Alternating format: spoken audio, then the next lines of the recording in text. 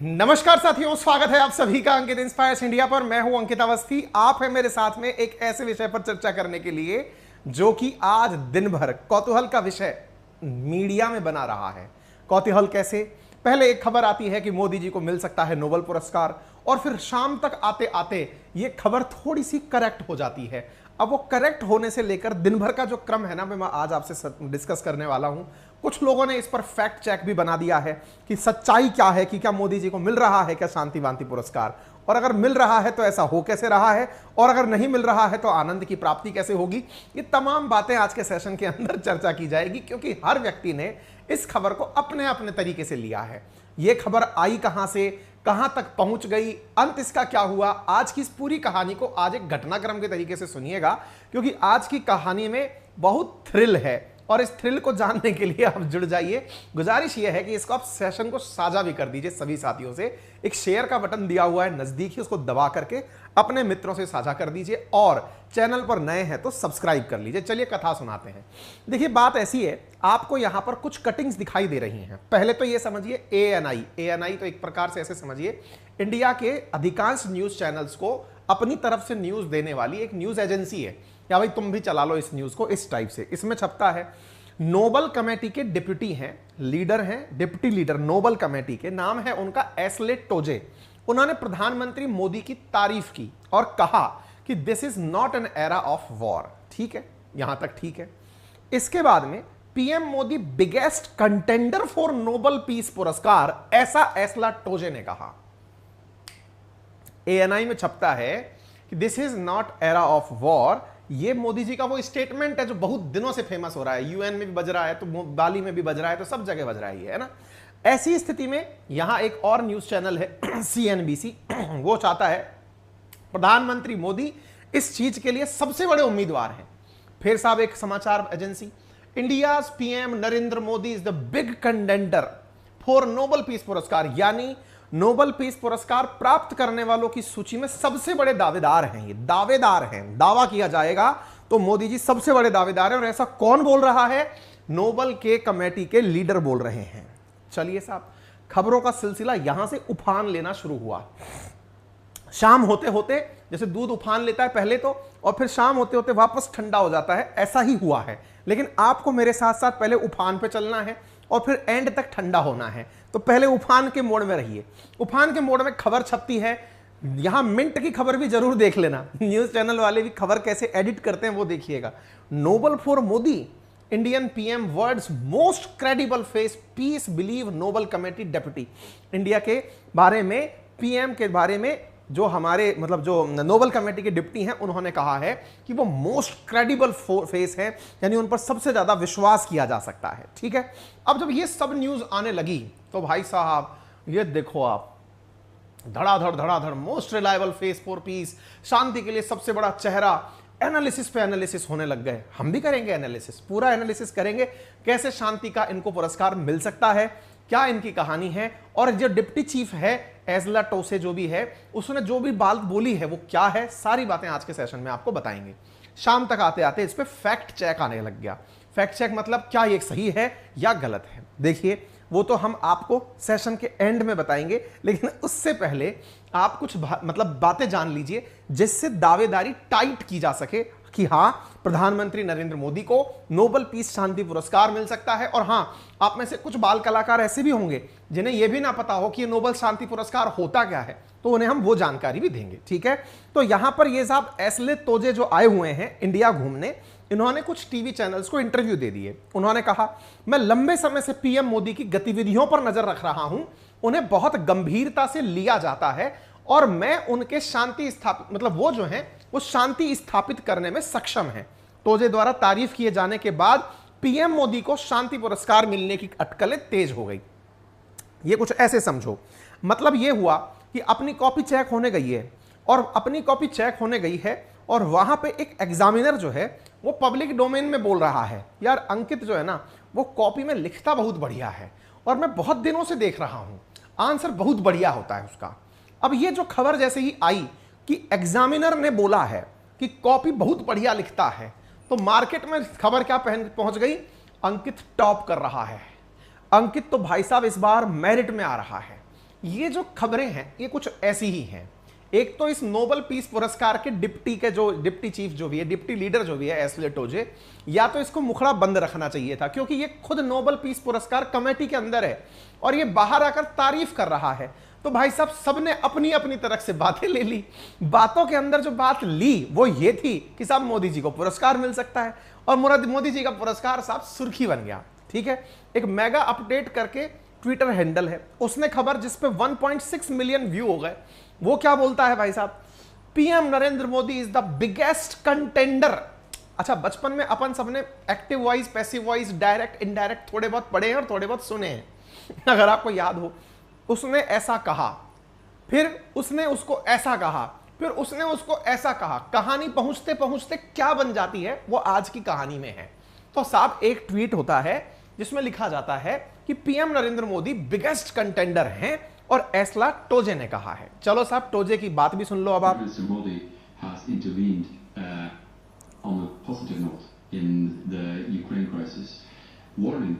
देखो मतलब इंटरेस्टिंग बात क्या है कि ये एस्ले टोजे खुद है ना, ये बोला भी है। बोला क्या है, उसमें बात का बतंगड़ कैसे बना है वो लेना है। तो ये भाई जो बोल रहा है, पहले तो ये कह रहा है कि पीएम मोदी ने बहुत बढ़िया काम किया। क्या किया सुनो। Prime Minister Modi has intervened on a positive note in the Ukraine crisis, warning Russia against using nuclear weapons. And I'm obviously very happy to see that. I think any responsible leader in the world should give this message. And it's all the more important when it comes from a powerful country like India. Modi has been Prime Minister for some years now, and he's one of the elder statesmen of this world. And I think that lends him credibility. And it's interesting to see that India कुल मिलाकर बात यह है जो मैंने शुरुआत में कही ना, आपकी कॉपी जिसके पास चेक होने जानी है उसने आपकी तारीफ कर दी रिजल्ट आने से पहले, तो रिजल्ट लीक हो गया। ऐसी फीलिंग आ गई इंडिया वालों को आज, और वो फीलिंग दिलाने वाले भाई साहब ये थे। हालांकि ये भाई साहब बयान से क्या पलटे क्या सुलटे वो भी हम बताएंगे, लेकिन यदि आप बयान सुन रहे हो तो इसका हिंदी में थोड़ा बहुत अनुवाद कर लें अपन, तो वो यही कह रहा है रशिया यूक्रेन वॉर के अंदर इंडिया ने किसी का भी पक्ष ना लेकर के अपना साइड दुनिया को बताया कि हम किसी के पक्ष में नहीं हैं, हम शांति के पक्ष में। वो तो आपको मालूम भी है, इंडिया पूरे वॉर के दौरान एक ही बात बोलता रहा कि पीस, डिप्लोमेसी और डायलॉग, केवल इन्हीं तीन चीजों से दुनिया में शांति आ सकती है। यह समय एरा ऑफ वॉर, यानी कि यह समय जो है ये युद्ध का नहीं है। बार बार इंडिया इस बात को भी बोलता रहा है। ऐसी स्थिति में एस्ले टोजे ने जो माहौल बयानबाजी बना के किया वो इंडिया में पूरी तरह छाया रहा। अब छाने के साथ साथ जब इसने और बातें कहना शुरू किया तो दुनिया को मतलब मोदी जैसे नेताओं की जरूरत है। उन्होंने कहा कि रूस के राष्ट्रपति को युद्ध के बारे में समझाया, वह सराहना योग्य है। उन्होंने परमाणु युद्ध के परिणामों के बारे में भी कड़ा संदेश दिया। दुनिया को ऐसे नेताओं की सख्त जरूरत है। नरेंद्र मोदी दुनिया के सबसे बड़े राजनेताओं में से एक हैं और जिस तरह से वे शांति में योगदान दे रहे हैं वह नोबेल शांति पुरस्कार के प्रबल दावेदार हो सकते हैं। अब ये जो हिंदी ट्रांसलेशन है ना, बस इसमें ही खेला हो गया।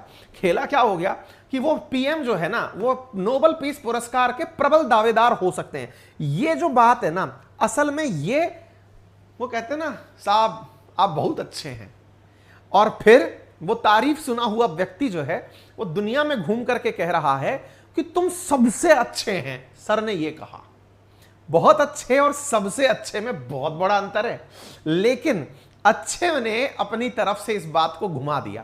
तो नोबेल पुरस्कार के लिए उनसे जब पूछा गया क्या प्रधानमंत्री मोदी इसके लिए प्रबल दावेदार हैं, तो उसने कहा जो भी व्यक्ति अच्छा काम कर रहा है वो दावेदार है। न्यूज वाले ने कहा कि अरे रुक, मसाला इसको कैसे बनाते हैं हम सिखाएंगे तुम्हें, ठीक है। साथ में टोजे ने क्या कहा, टोजे ने यह भी कहा था कि दुनिया को भारत से सीखना चाहिए। पीएम मोदी चीन, रूस और अमेरिका के अपने समकक्षों से लगातार बात कर रहे हैं, बार बार शांति का संदेश दे रहे हैं। भारत उन्हीं मुद्दों पर काम कर रहा है जिनसे वैश्विक कल्याण संभव है। भर भर के इसने पूरे लेटर छापे। नोबेल शांति पुरस्कार मतलब एक प्रकार से ना जूरी को इस तरह की बातें नहीं करनी चाहिए क्योंकि वो बायसनेस दर्शाता है, लेकिन भाई साहब ये पहले तो लंबी लंबी दे दिए। अब जब इंडिया का मार्केट गर्म होने लगा, क्यों?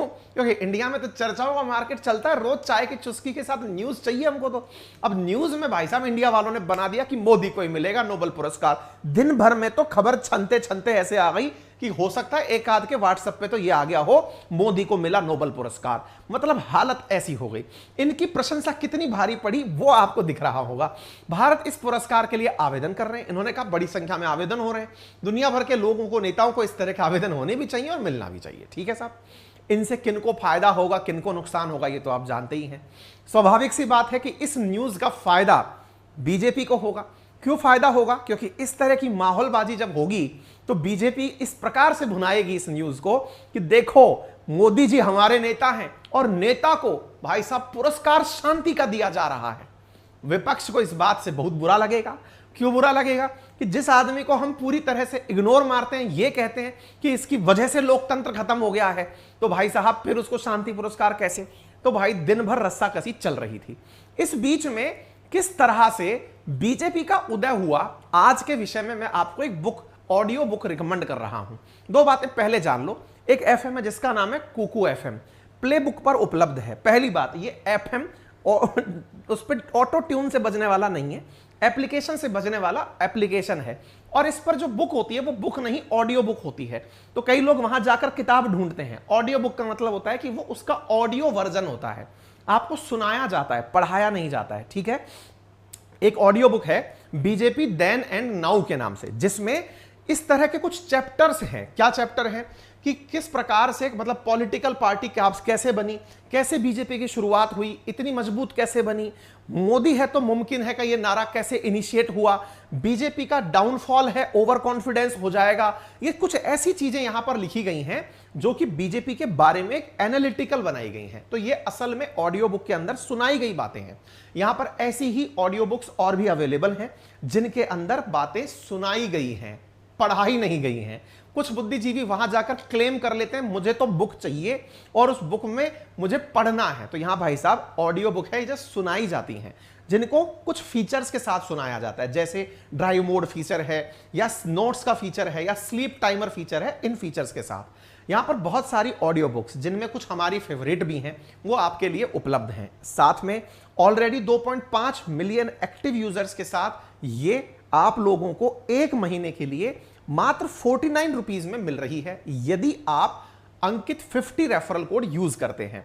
अंकित 50 रेफरल कोड यूज करने से मंथली सब्सक्रिप्शन 99 के स्थान पर 49 का प्राप्त होता है। अब एक डिस्क्लेमर जान लो, दो डिस्क्लेमर आप लोग जान लो, क्योंकि कुकू एफएम के बारे में आप मुझसे कई बार सुनते रहते हैं। पहला डिस्क्लेमर तो ये कि आप जब इस बुक को सुने तो ये ऑडियो बुक है, सुनाई जाती है, पढ़ी नहीं जाती। पता चले कि आप मुझे मेरे सेंटर पे कॉल करके ये कह रहे हो सर यहाँ किताब ही नहीं मिल रही है। और दूसरी बात ये भी जान लो, ये पहले महीने का किराया 49 रुपीज है, अगले महीने फिर से पैसे लगेंगे और वो 99 लगेंगे। ठीक है, इन दोनों चीजों से जानकार रहकर ही आप जब इस प्रोडक्ट को परचेज करें तब करें, मुझे कॉल करके दुखी ना करें। ठीक है, कि साहब आपने कहा था बुक है, मैंने कहा भाई ऑडियो बुक है। ठीक है, सुनाई जाती है, 10,000 किताबें सुनाई जाती हैं। एक महीने के सब्सक्रिप्शन में आप 10,000 किताबें सुन सकते हैं। ठीक है, आगे बढ़ते हैं।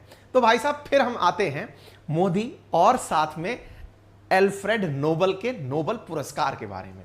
साथियों, जब आपको यह पूछा जाए कि क्या वाकई में मोदी दावेदारी कर सकते हैं शांति पुरस्कार की, तो वाकई में ऐसे बहुत सारे इंसिडेंट्स हैं दुनिया के पास जिनसे यह वाकई में प्रूव होता दिखता है कि मोदी ने, पीएम मोदी ने अपने कार्यकाल में ऐसे बहुत से काम किए हैं जिनकी वजह से दुनिया उन्हें रिकॉग्नाइज करती है। उदाहरण के लिए आपको याद होगा, हमारा दुश्मन है तुर्की, क्योंकि वो अक्सर हमारे खिलाफ राग अलापता है। जब भूकंप आया भारत ने मदद की, भूकंप पे तुर्की ने भारत को धन्यवाद बोला कि आप लोगों ने हमारी मदद की। ऐसी स्थिति में मदद वो व्यक्ति जो आवश्यकता के समय करे वो असली मित्र होता है, तारीफ हुई। हाल ही की बातें हैं ये। ऐसे ही दुनिया में हाल ही में टॉप लीडर्स जिनको चाहत के आधार पर रेटिंग दी जाती है, एक रेटिंग आई जिसमें कहा गया प्रधानमंत्री मोदी को वर्ल्ड लीडर में, पॉपुलर लीडर के अंदर 78% लोगों के द्वारा एक्सेप्ट किया गया।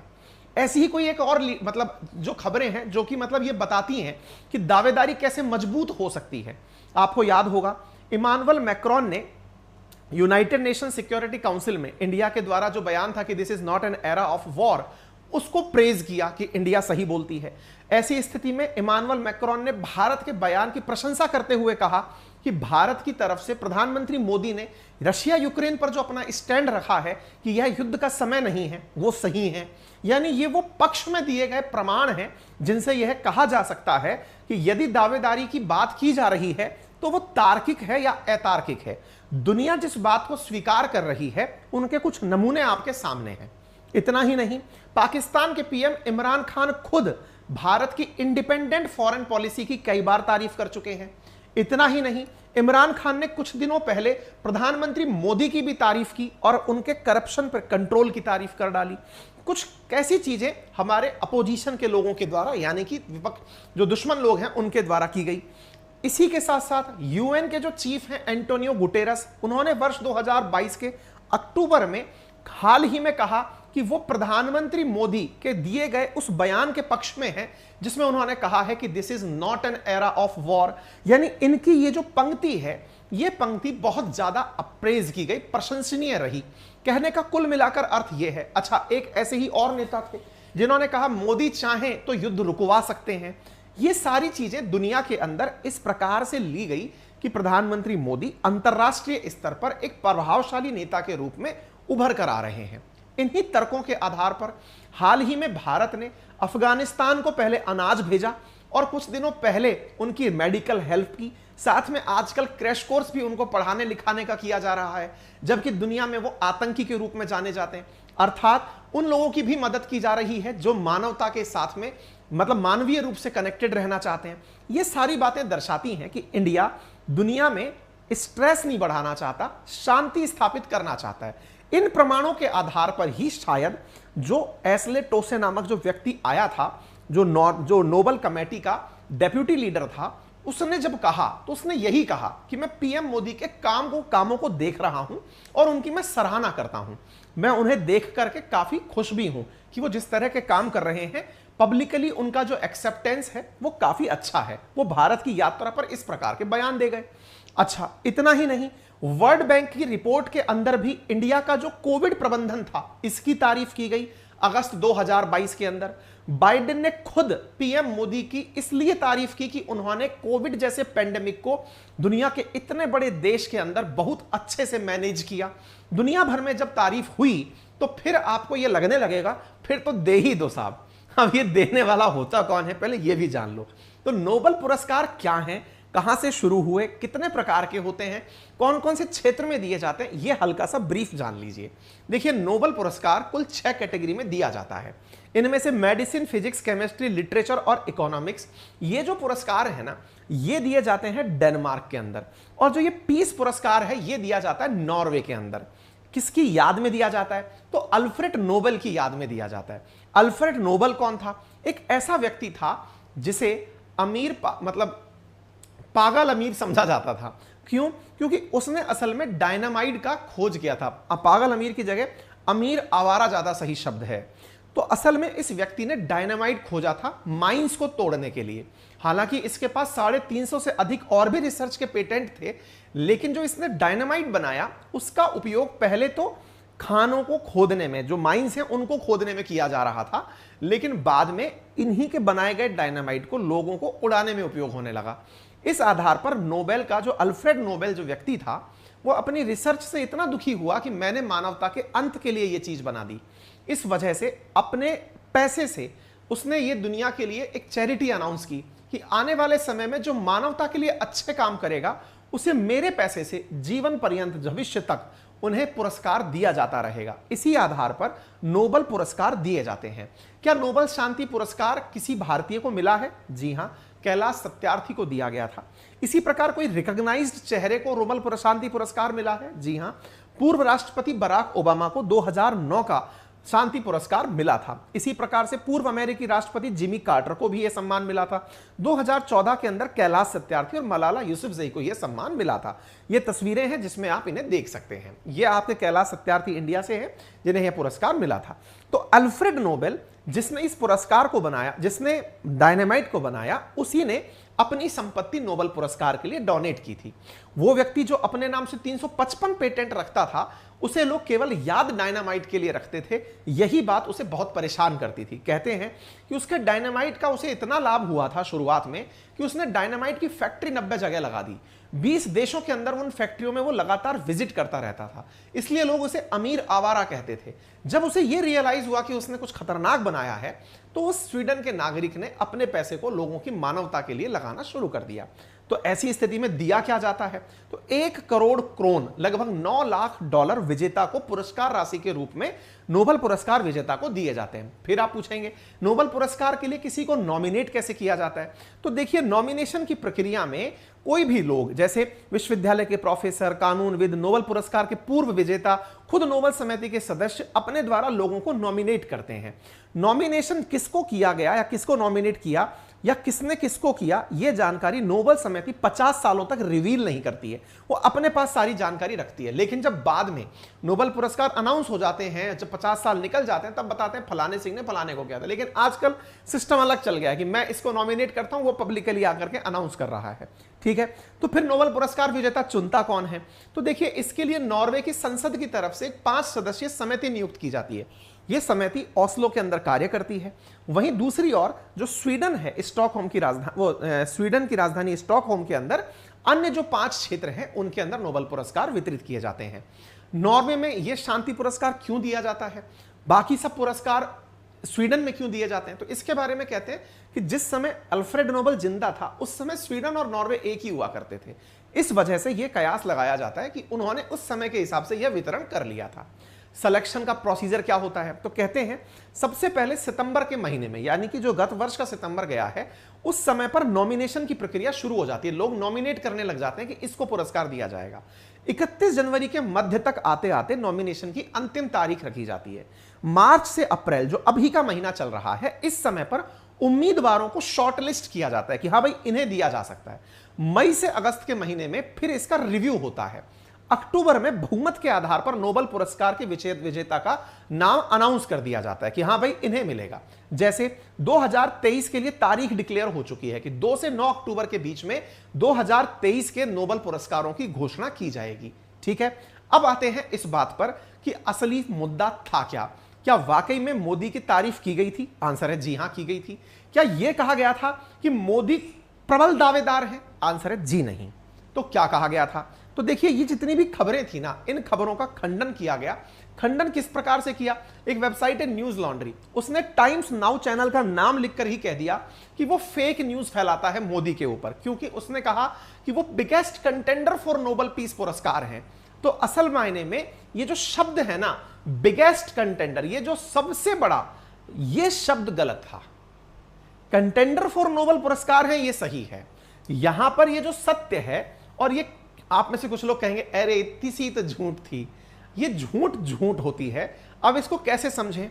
मैं आपसे ये कहूं कि आप बहुत अच्छे हैं, और मैं आपसे ये कहूं आप सबसे अच्छे हैं, इन दोनों में बहुत अंतर है। मैं आप बहुत अच्छे हैं ये बहुतों से कह सकता हूं, क्योंकि किसी ना किसी क्षेत्र में कोई ना कोई अच्छा हो सकता है। लेकिन जब मैं ये कहूं कि आप सबसे अच्छे हैं, इसका मतलब मैंने सबको सब क्षेत्रों में जान लिया है, तब जाके बोल रहा हूं कि आप सबसे अच्छे हैं। तो ये दोनों चीजें अलग अलग उद्देश्य से उपयोग में ली जाती हैं।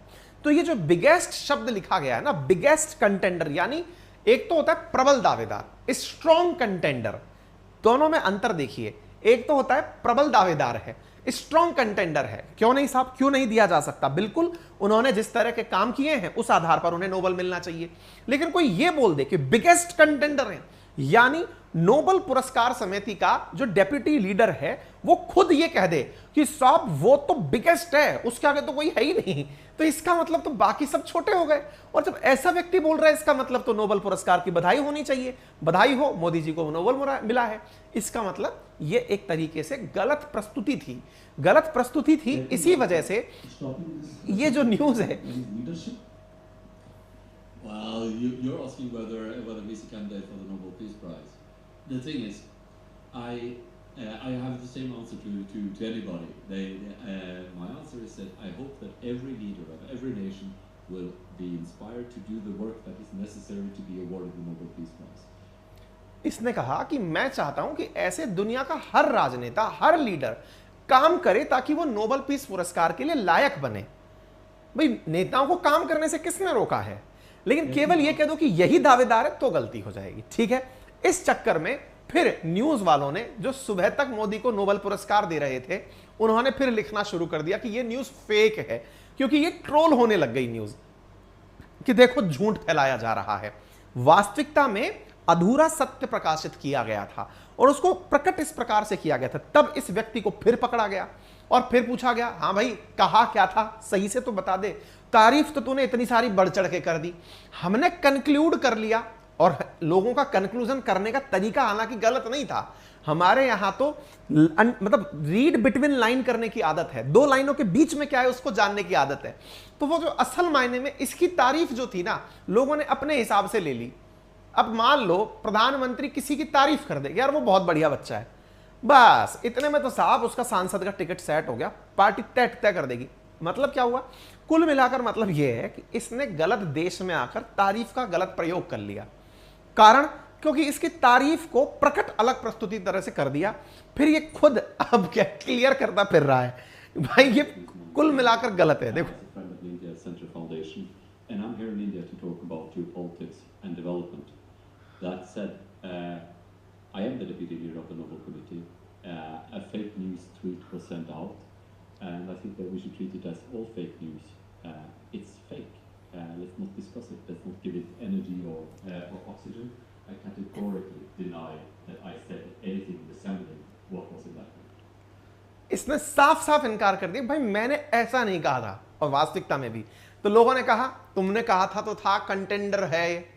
अरे तो कंटेंडर कहने का मतलब है कि चुनाव में तुमने कहा कि साहब मैं 21 साल का हो गया, मैं चुनाव लड़ लूंगा। अरे लड़ ले भाई, क्या मैं दावेदार हूं क्या? बहुत अच्छा है भाई, तेरे जैसे लोग चाहिए इस देश को। ये बिल्कुल वैसी चीज है जैसे आप में से कुछ दोस्त आपस में बैठे हों। इसको ऐसे समझने के लिए थोड़ा इस ट्वीट में गलत क्या सही क्या है ये समझने के लिए आपको थोड़ा सा इसको ऐसे समझना चाहिए। आप दोस्त लोग बैठे हैं, एक दोस्त आके आपसे कहता है भाई मैं चुनाव लड़ लूं क्या? लड़ ले यार, तेरे जैसे लोगों की जरूरत है इस देश को। बोले हैं? बोले हाँ। बोले क्यों? देख पैसा है तेरे पास, रूप में भी ठीक है, बोल भी ठीक लेता है और तेरे को राजनीति की समझ भी है। ओके। फिर किसी और बच्चे ने पूछा भाई साहब मैं भी चुनाव लड़ लूं। लड़ ले यार, कानून ने तेरे को अलाउ कर रखा है चुनाव लड़ने की, करना, उम्र हो गई तेरी, लड़ ले। इसका मतलब क्या हुआ?